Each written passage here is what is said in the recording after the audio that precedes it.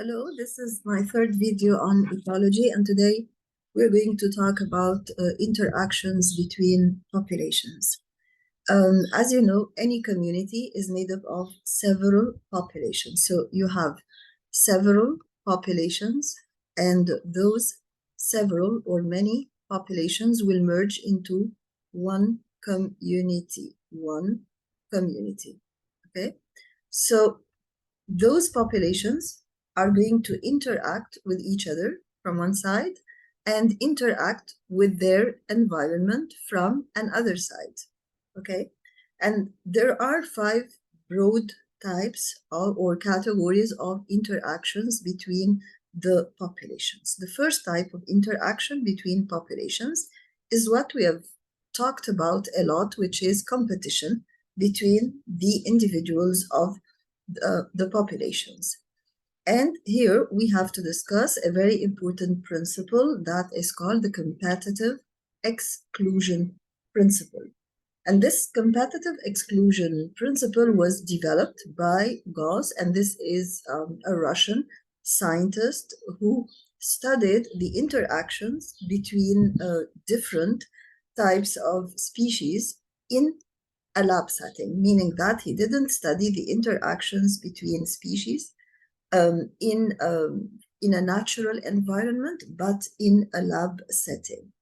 And we say that Gause studied the effects of interspecies. When we say the effects of interspecies competition, we mean how would species that are put together in one environment interact with each other, and how would they compete with each other?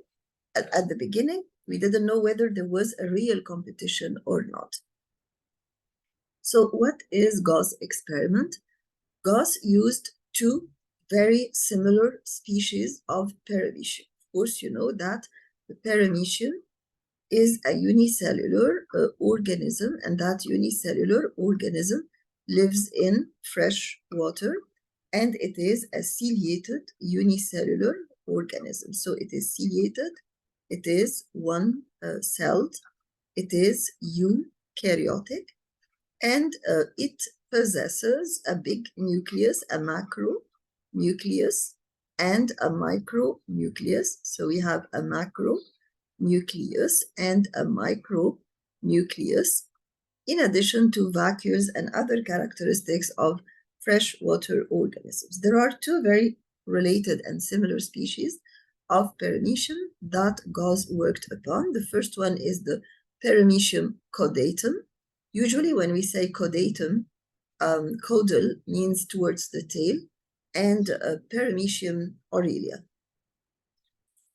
When every species of these 2 paramecium was grown in a separate environment, they reproduced very rapidly, and then they leveled off at their carrying capacity.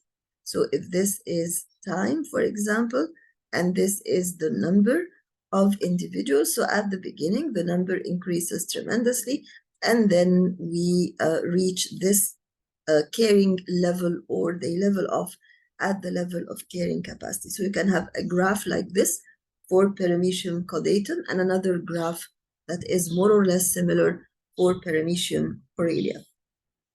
However, when these 2 cultures were put together, paramecium aurelia took over, meaning that they had the advantage or the privilege of almost removing the other species, meaning that they had a certain advantage over Plasmodium caudatum over the other species, to the extent that the other species over a very short period of time almost disappeared or was extincted. And from those results, Gauss concluded that if we have 2 species that coexist in a certain community, of course, he's talking about the lab community he created in his lab, and now he deduced that principle that he meant to be applied to natural environments. So 2 species cannot coexist in a community if they share a niche. So the problem that wasn't that we have two species that coexist in a community. The problem was that the two species that coexisted in the same community had the same niche, meaning that they had the same home or shelter, and that home contained the same resources, or they had a common home and or a common shelter and a common other place where they get the required resources for staying alive. So, for example, if we have like a tree and there are two different, there is like a cavity in the tree, this sometimes happens, and birds stay in this cavity. If they are of the same species, that's okay. But if the first belongs to species one and the second belongs to species two, then definitely the one that is more adapted to that shelter or that niche will take over.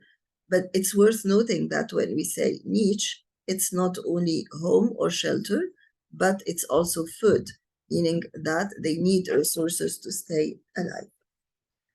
So we are still discussing the first interaction between species, which is competition. And on this slide, we're discussing the outcomes of competition. If two species inhabit the same niche, the same home with the same resources, they would definitely compete for those resources, and there will be one of three outcomes. Extinction, meaning that one of the two species, of course not both of them, one of the two species will get extincted and will disappear. Or if the difference in adaptation and or adaptability to the niche is not that great and they are more or less powerful in, not powerful actually, but they are more or less effective in getting resources from the environment, then there will be resource partitioning. Of course, you know that partitioning here means sharing. So they will try to share the resources. How would they try to share the resources? One of the species over time, of course, so it is again a species that evolves and it evolves over time. How does it evolve? It evolves through natural selection to exploit different resources in that place. Suppose that we have a certain closed place and we have two species. We have species one and species two. In species two, most of the individuals are adapted to, for example, that area of the environment that contains high trees, for example. But species one, or say that the whole area contains high trees, but species one is not the same. The majority of the individuals in species one are not adapted to living on high trees.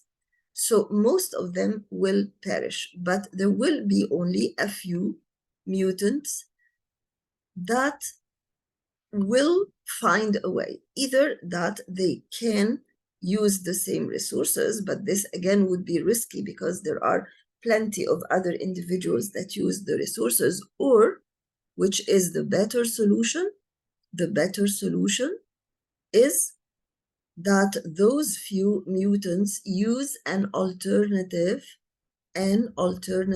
resource, meaning that those few mutants, if they are capable of benefiting, for example, from the short herbs or grass that lies between the trees, then they would have, in this way, they would have used an alternative resource, and therefore the first species would not be worried against competition and they would not try to override them or compete with them. So this is what we call resource partitioning. But of course, since resource partitioning is explained on the basis of natural selection, then it needs time to occur.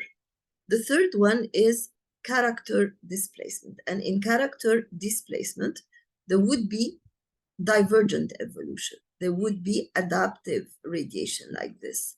Okay, this is, so character displacement matches with divergence in body structure and matches with what we called adaptive radiation. So character displacement is greatly related to adaptive radiation and greatly related to divergent evolution, meaning that instead of competing with each other and killing each other, every population, at the beginning it was just a population, will settle in a niche or an environment where they are best adapted. And in such a way, they would be partitioned on different sub-environments, and there would be no competition. Of course, this does not occur in a straightforward way, meaning that if they are 1,000, if we think about Darwin's finches, if they were, I assume that they were originally, for example, 1,400. So it didn't occur like this. It didn't occur like that 100 birds went to niche 1, another group of 100 birds went to niche 2 on purpose. No, what happened is that they were spread over the island, and then through natural selection, through selection for the best, the more adapted, and selection against the least adapted, they ended up by having 14 species that are partitioned on 14 different environments. So the best example for character displacement or divergent evolution or adaptive radiation is Darwin's finch on Galapagos Islands.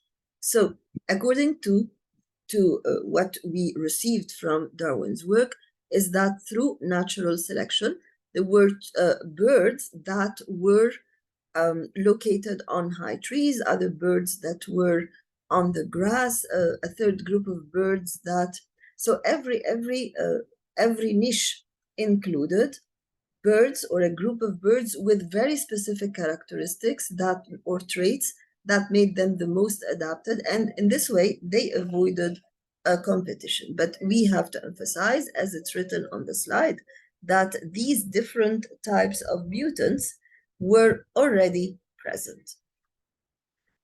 These are Darwin's finch. Of course, we start here. This is the common ancestor from South American mainland. And then we have here the ground finch. That the finches are birds that live mostly on the ground. There are tree finches. And then we have the warbler finches. And the warbler finches are characterized by singing. They have beautiful voices and they are singers.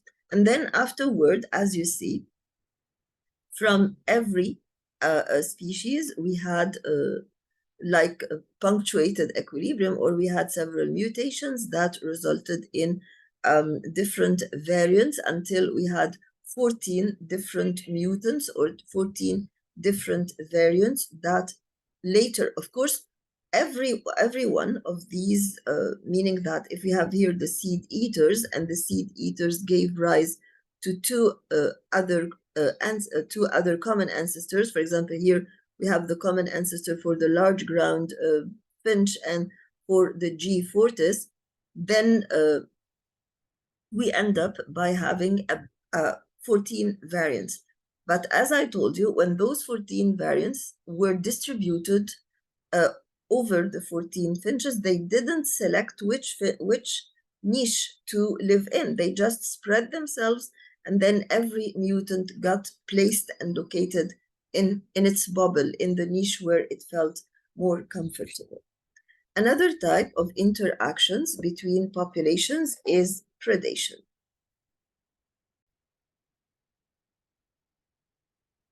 The second type of interactions between populations in a certain community or environment is predation. And predation here does not only mean that one animal will eat another animal, but it also means that an animal might eat a plant. So when an animal eats herbs or grass, this is one kind, or considered one kind, of predation.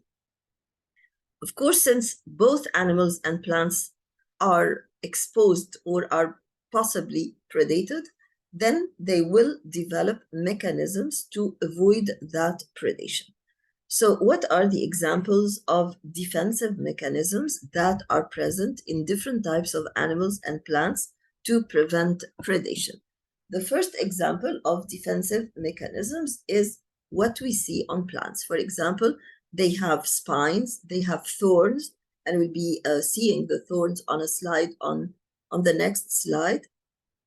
And of course, this is mechanical protection. When you have spines and thorns, to avoid being attacked by predators. So this is mechanical protection, but we also have chemical poisons or chemical protection to like fend off the attacks by the animals. For example, strychnine, mescaline, morphine, nicotine, all this are examples of poisons that are taken from the plants. Of course, most probably you've talked about morphine, you've heard about morphine and nicotine, but strychnine and mescaline, so they are essentially toxins, by the way. When they reach a certain dose, they are toxic to living organisms and to living cells. Strychnine is also a poison. So if an animal ingests a plant that secretes strychnine, then this strychnine will result in a death of that animal. This is concerning plants. Of course, you know that many medications are taken from plants. Animals have also evolved. In addition to plants, we have other defensive mechanisms that have evolved in animals. And when we say that have evolved, we mean that there are mutations that resulted in newer adaptations, and those newer adaptations, if favorable, will result in an increase in the number of offspring, reproductive success, and the development of a new species as usual. Now, we classify the defensive mechanisms of animals into active defensive mechanisms and passive defensive mechanisms. Active defending mechanisms depend on the movement of the animal, like hiding, like fleeing, like defending themselves in any attack. And these defensive mechanisms are usually very costly if we talk energy. There are other mechanisms that are passive defenses that do not cost a lot of energy, like, for example, camouflage. Camouflage, as we will see later on, means that the animal tries to merge through changing its colors, for example, or changing its attitude, its position, to merge with the environment. And in such a case, this animal is difficult to spot as a prey because it is merged with the environment, and it is difficult to discriminate or differentiate between the animal itself and the environment around the animal. Camouflage can be, as we said, through changing the color, or in some birds, for example, it can be through changing the position. But when we say cryptic coloration, this is just one type of camouflage. These are the terms we have read on the previous slide. So these are the thorns. They look like spiny branches, spiny hard branches. These are the prickles. They are epidermal extensions from the plant, from the surface of the plant or from the epidermis of the plant, that are really very tough and very hard. And then we have like spines, like the ones present in a cactus. So the thorns are modified branches or stems arising from the axils of the leaves. So here, as you see, we have a leaf, and this is the axil of the leaf. This is the angle that the leaf makes with the branch, and we see the thorns arising, this thorn with all its branches arising from this angle, which is the axil of the leaf, or the leaf axil. Okay, so the thorns are modified branches or stems that arise from the axils of the leaves, and they are essentially here to protect the plant from the grazing animals. On the other hand, we have the spines.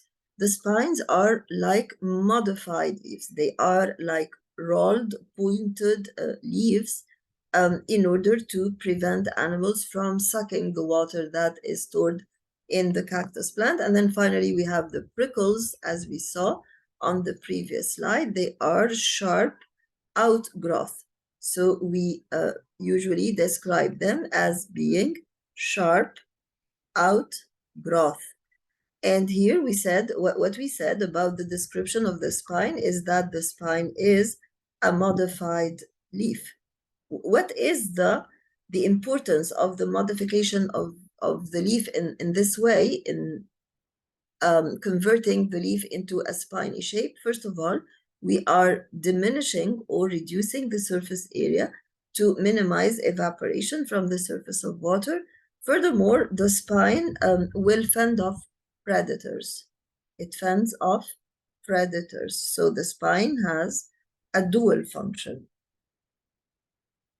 The prickles, as we said, are sharp outgrowth from the epidermis of the plants. The epidermis is the most superficial layer in the leaves and in the stems. Examples of camouflage are many, and we start by the aposematic coloration. In the aposematic coloration, we have, like here, for example, this butterfly is brightly colored. This frog is brightly colored, and that one.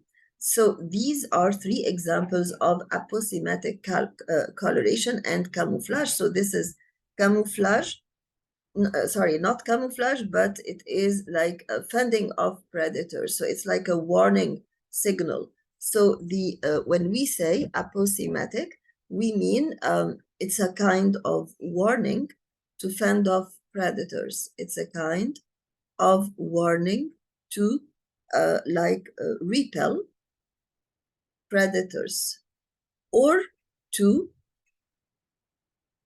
warn predators. Okay, so this bright color is here just to tell the predators, don't eat us, we are poisonous. So it is as if those brightly colored individuals were kind enough to warn the predators, but actually they are warning the predators for their own sake. They want to repel the predators. So it's well known in forests, for example, that any living organism that is brightly colored, like red mushroom, for example, like this butterfly, would be poisonous. So aposematic does not mean bright colors, but aposematic means warning, a warning signal. But it happened that that warning signal is done or released through this bright color. And then we have the Batesian mimicry. In the Batesian mimicry, we have, yes, here, for example, we have the viceroy butterfly. This butterfly is palatable, as we said before, meaning that the predators can eat it. But it is a mimic of another, and it is non-poisonous, by the way. So the visceral butterfly is not the original one that is poisonous. It is just a mimic, but it is a copycat mimic, meaning that it is exactly similar to the original toxic species, which is the monarch butterfly. Why is it doing this? Because it is palatable, meaning that it is a good prey for the predators, but it is non-poisonous. So in Batesian mimicry, you have a non-poisonous strain, and that non-poisonous strain is an exact copy of another poisonous strain. Not only is it poisonous, but it's also distasteful and non-palatable, and it is called, as you know, the monarch butterfly. And if you remember, it lives on milkweed plant, which is essentially a poisonous plant. So this is the Batesian mimicry. And by the way, the predator that they are both trying to repel can eat both of them, the non-palatable and the palatable. In Mullerian mimicry, which is the last type of camouflage we are going to discuss, there are two poisonous species that resemble each other. So in Batesian mimicry, we have one species that is non-poisonous and another species that is poisonous, and they are similar to each other in external features. In Mullerian mimicry, both species will be poisonous. Whether they are two species or more species, they resemble each other and they gain benefit from being similar to each other. How? Because they increase in number and they're all located in one place. So the predator knows that it shouldn't approach that area. So in Müllerian mimicry, we have two or more poisonous species that resemble each other and that gain an advantage from their combined numbers together. In this way, this results in a more quick detection from the side of the predator that it shouldn't approach. Why? Because the number is huge. So it's a huge warning signal. How come that the predator cannot detect this warning signal? So the predators in such a way learn more quickly to avoid any prey that will have this appearance. For example, the cuckoo bee and the yellow jacket. So here, for example, we have the cuckoo bee and we have the yellow jacket bee.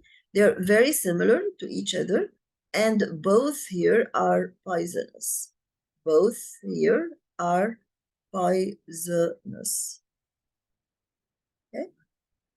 And now we come to commensalism. And as you know, commensalism is all these relations, by the way, all these relationships are examples of symbiosis.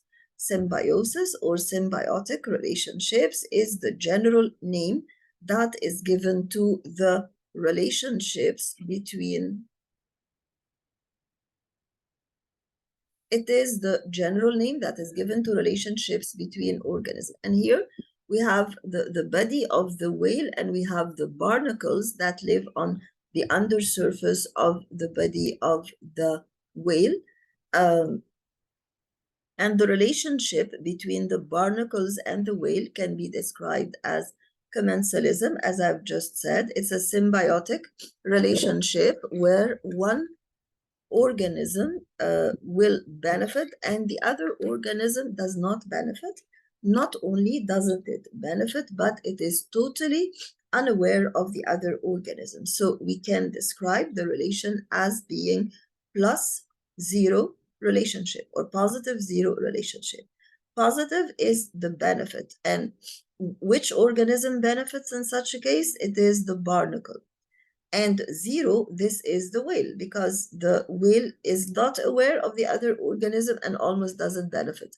So what happens is that the barnacles attach themselves to the undersurface of the whale and they benefit because they gain access to a variety of food particles that are lost by the swimming whale as it swims to different areas. In mutualism, the relationship is plus plus, win-win. So here we have a win-zero relationship, but here in mutualism, as you know, we have a win-win relationship. Both organisms benefit. For example, the useful, friendly flora or bacteria in the intestines or the colon of the large intestine of human beings, they benefit, of course, because they get food and shelter, but at the same time, they produce vitamins like vitamins B and K. And in addition to this, they boost immunity, they occupy space to avoid pathogens, and all the benefits of the flora that we studied in grade 10. And then we have the fifth relationship, which is parasitism. And in parasitism, we have neither a win-win relationship nor a win-zero relationship, but a win-lose relationship. For example, if you think about a parasite like bilharziasis or bilharzia worm, for example, it wins because it takes food like sucked blood from the blood vessels of the walls of the inner mucosa of the small intestine. But meanwhile, the human being loses because bilharziasis causes a disease, whether urinary bilharziasis or intestinal bilharziasis, and in both cases, the human being is gonna lose a lot of blood and be anemic, okay? The example, of course, is one of the parasitic worms of the small intestine, like tapeworms, for example. The tapeworms, as you remember, are flattened. Their body is flattened and segmented. And now we are going to talk about energy flow and primary production. Now, every day, our Earth receives a huge amount of sun rays and solar energy in order to supply the needs of all human beings on Earth and all um, uh, producers and consumers on the surface of Earth, because you know that most energy on the surface of Earth that is being used for photosynthesis is through solar energy. How does the Earth receive this solar radiation? We can look at the coming slide and see, for example, that uh, see how we receive that solar energy. So here we have the incoming solar energy. Suppose that this is the 100%, okay? And the solar energy, solar radiation arises from the sun in all directions. What is absorbed by the surface of the Earth is about 45% of the solar energy. Another 5% is reflected from the surface of Earth. So this other 5% is reflected from the surface of the Earth. And then we have the remainder would be 50%. 25 of this 50% is absorbed by the clouds and by the air and the atmosphere around the surface of the Earth. And another 25 is reflected again by the clouds and by the atmosphere. So if you calculate the amount of reflected energy, it would be 30%. So we can say that if you have the 100% solar energy, then 70% will be absorbed and 30% will be reflected. 70% is absorbed and 30% is reflected. The 70% absorbed, 45% of them are absorbed by the surface of Earth. 25% of those 70% are absorbed by the clouds and by the atmosphere. Similarly, this 30% includes 5% that are reflected by Earth and 25% that are reflected by the clouds. Now, this energy that reaches the Earth will finally reach the green plants. And similarly, if we imagine that we have a green leaf here, then amongst this like 45% that reaches the Earth, we will have some of this solar energy will again be reflected by the surface of the plant, and the rest will be absorbed by the leaf. And that rest that is absorbed by the leaf, that represents only 1% of the energy that reaches the Earth, will be used to create bonds in photosynthesis in large organic molecules, and therefore to create food, which essentially consists of glucose and carbohydrates, and then they are converted to proteins and fats, and the rest can be scattered, meaning that we have a part that is absorbed, the 1%, a part that is reflected, and a part that is scattered, meaning that the sun rays might penetrate the thickness of the leaf and then be scattered everywhere. This very small amount of energy that represents 1% of the solar energy that reaches Earth will be the fuel for food chains. So we will be seeing this, but we have to talk about two important terms in ecology, which are the gross primary productivity and the net primary productivity. The acronym, of course, GPP stands for gross primary productivity, and NPP stands for net primary productivity. The gross primary productivity refers to the amount of light energy that is converted to chemical energy. So we have light energy that is converted to chemical energy, of course, in the process of photosynthesis, but per unit time. So again, the gross primary productivity is the amount of Solar energy, that is converted to chemical bond energy per unit time in the process of photosynthesis. So the unit will be a unit of energy like the joule, for example, or the calorie. In net primary productivity, we subtract from the gross primary productivity the energy that is being used by the producer itself, meaning that the plants produce organic molecules that contain bonds that store energy. But the cells of the producers themselves require energy. So by subtracting this required amount of energy, we get the net primary productivity. Maybe the only food chain, of course, you know what a food chain is, and we will be discussing it later on. The only food chain that does not use solar energy is what occurs in thermal vents. What are thermal vents? At the bottom, if this, for example, is the water at the depth of an ocean, and this is the bed of the ocean, the solid floor at the bottom of the ocean, sometimes there are cracks like this, and we call them vents. And these fissures or cracks at the bottom of the ocean give rise to vaporized water. It gives rise to steam. Why? Because most of these vents have been created by volcanic eruptions, and therefore the temperature is very high.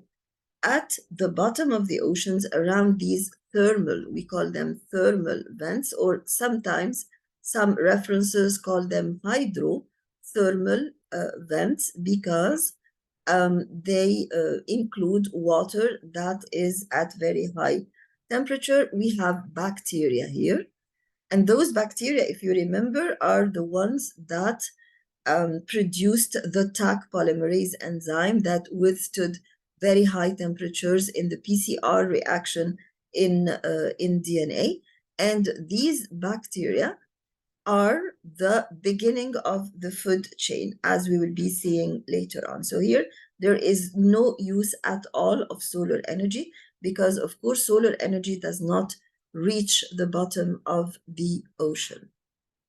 Now, what are the major producers on the surface of Earth? The major producers on the surface of Earth are the tropical rainforests. They are one of the most productive terrestrial ecosystems, and by terrestrial we mean on land, and they contribute to a large amount of the overall net productivity or net primary productivity on the surface of Earth.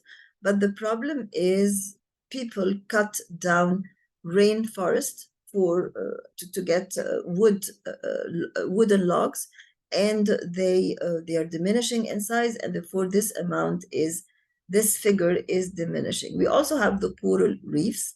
They have a very high net primary productivity, but the present is that they occupy only a very small part of Earth. And finally, we have the open oceans. The open oceans, these marine sources of NPP, are the opposite of tropical rainforest, meaning that they have a low net primary productivity, but because the water surfaces, this marine biome occupies about 3/4 of the globe, then because of this widespread presence of the waters, then the overall is a very high net primary productivity, or global net primary productivity.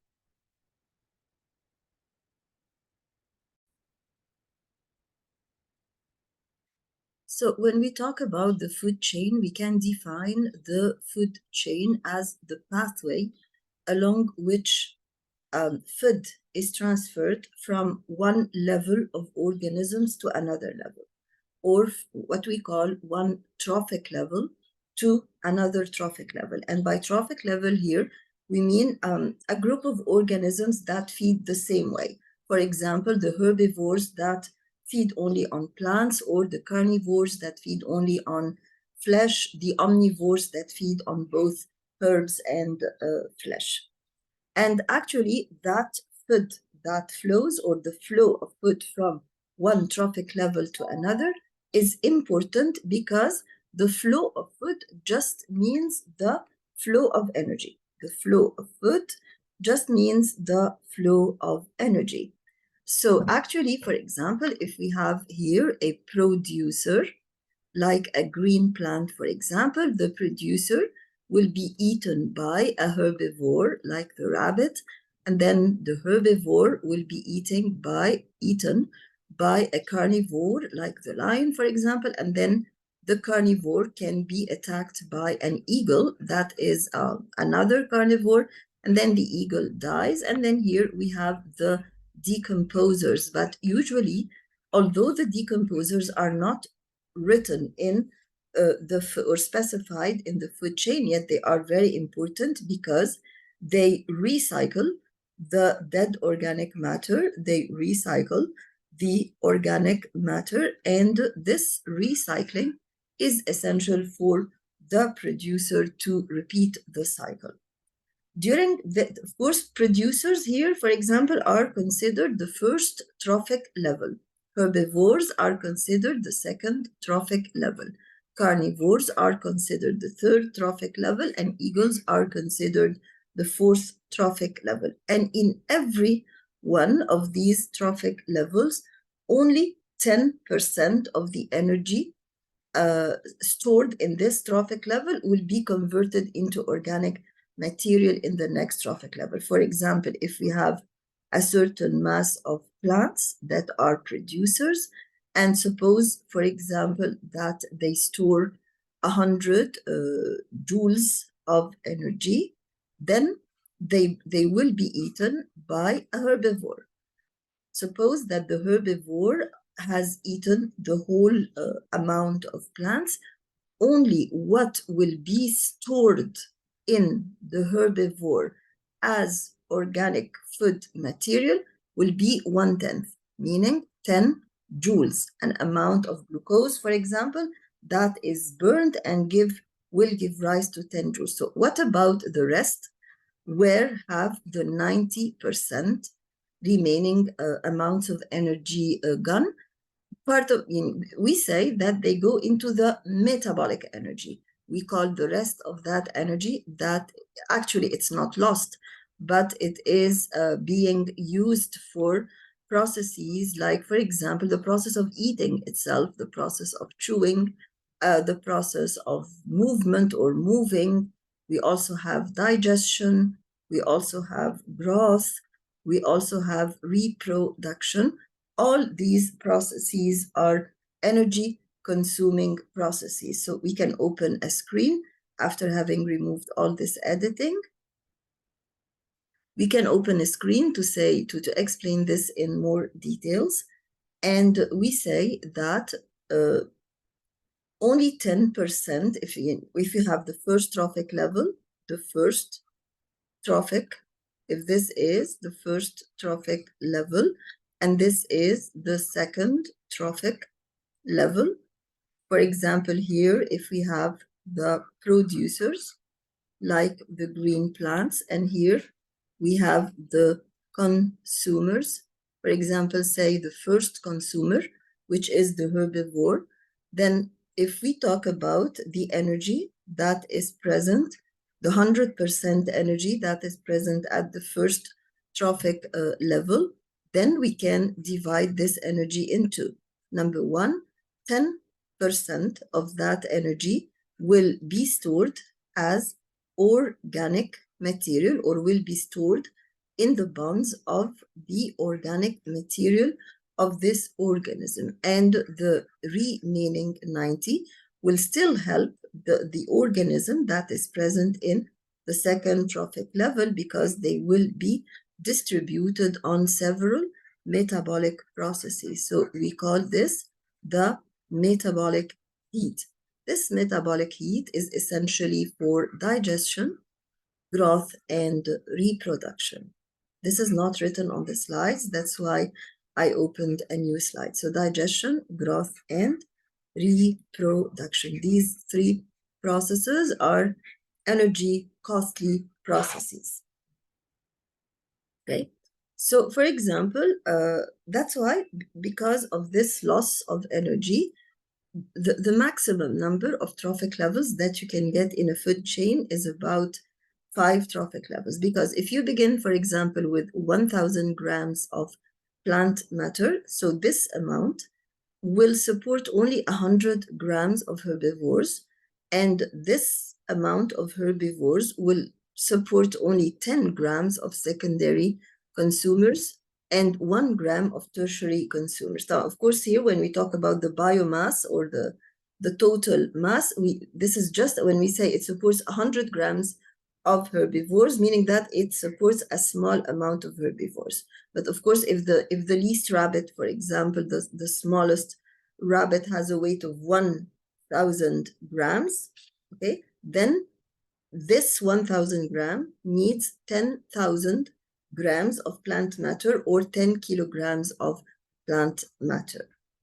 On the other hand, we have the food pyramids that are a model for a representation for the food chain, a diagrammatic representation of the food chain. And we will be seeing the different types of food chains and food pyramids. For example, here we have 2 types of food chains. We have a terrestrial food chain on the surface of Earth and a marine food chain. Here we start by a producer, that is the plant, and then the first consumer, which should be a herbivore like this grasshopper or whatever kind of insect, and then the second consumer. So the first consumer should always be a herbivore, and then we have the second consumer, which is a carnivore or an omnivore, like in case of the human beings. And then we have a higher level, which is the third consumer. That is again a carnivore. And then we have the last one in the food chain, that is the eagle, and this one is the fourth consumer. How many trophic levels do we have here? We have, according to the food chain, we have 1, 2, 3, 4, 5. So if your food chain ends by a fourth consumer, then you have 5 trophic levels. Here we have a marine food chain, so it starts by microscopic organisms that are called phytoplankton.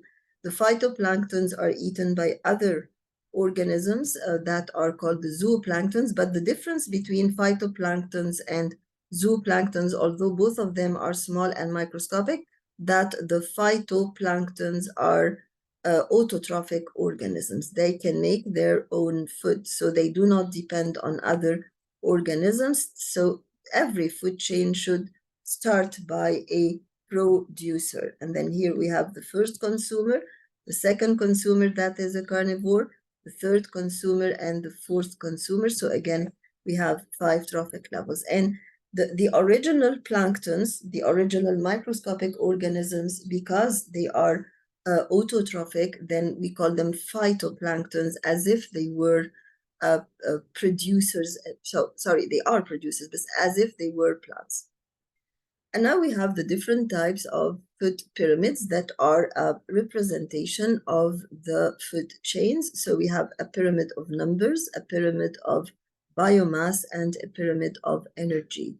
Okay, so here, if we start, for example, by 10,000 freshwater shrimps, then they will be eaten by 1,000 bleaks. That will be eaten by 100 only perches, and then by 10 northern pikes, and then by only 1, I can't read the word, but this means that the numbers are diminished by 90%, meaning that 10,000, if you multiply 10,000 by 1 over 10, you get 1,000. Sorry, if you multiply 10,000 by 1 over 10, you get 1,000. Then if you multiply 1,000 again by 1 over 10, or you multiply by 0.1, and so on. So even the numbers will be dropped to the 10th. And then here you can have a pyramid of biomass. The only difference, of course, every time you start by a producer, and then you have a herbivore or first consumer, a carnivore or a second consumer, and then a secondary carnivore or a tertiary consumer. Here we have how many trophic levels? We have 5, but here we have only a we have only 4 trophic levels. Of course, as we said, we cannot have more than 5 trophic levels because the amount of energy that is left at the end is a very small amount of energy that cannot withstand another food trophic level. Sometimes the pyramid represents energy, so you start by the total amount of energy in the producer, which is 10,000 kilocalorie, and then the total amount of energy in the primary consumer, like the rabbit, which is 1,000, and so on. And every time you multiply by 1 over 10. And now we're going to talk about the food webs.